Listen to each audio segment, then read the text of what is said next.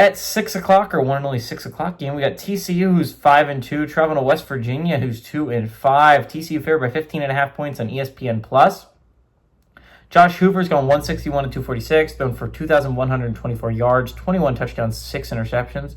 Kavorian Barnes has had 74 carries for 391 yards and 3 touchdowns. And Eric McAllister's had 28 catches for 603 yards and 7 touchdowns. Nico Marchiol for the Mountaineers gone 66 to 98, thrown for 720 yards, 2 touchdowns, 2 interceptions. Khalil Wilkins has had 54 carries for 243 yards and 2 touchdowns. And Cam Vaughn has had 21 catches for 335 yards and 3 touchdowns. West Virginia is 8-5 against the Horned Frogs all time. Last game to go to West Virginia in 2023, and they have won 5 of the last 6 times these two teams have played. West Virginia has not won at home, though, since 2020, which is kind of interesting.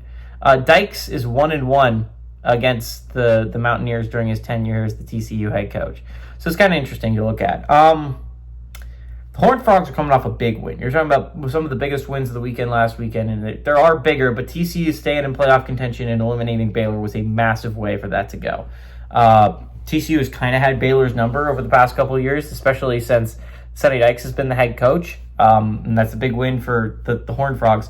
Their path to the playoffs is interesting. I think it's going to be really hard. 2 conference losses already, so that makes it interesting. But what makes it really interesting for me is their schedule down the stretch. They still have games against BYU, Cincinnati, Houston, Iowa State are their last 4. So after this game, it gets exponentially harder for the Horned Frogs. And obviously you have to go 4-0 in those games I just mentioned. And there's upsides and downsides to that. Obviously the downside is that's a very difficult schedule. The upside of that is the opportunity is there. Not only to build a stronger resume for the college football playoffs and trying to get an at-large bid, but to take the other teams down a notch, right? You already have 2 conference losses. You play Houston, that's a chance to hand them a conference loss. You play BYU and Cincinnati, that's a chance to hand them a conference loss. Iowa State already has 2 conference losses, but you could absolutely move in front of them with a win, right? And so you're talking about you get Houston down to your level. If Houston could beat Arizona State this weekend, that'd be big for you, right?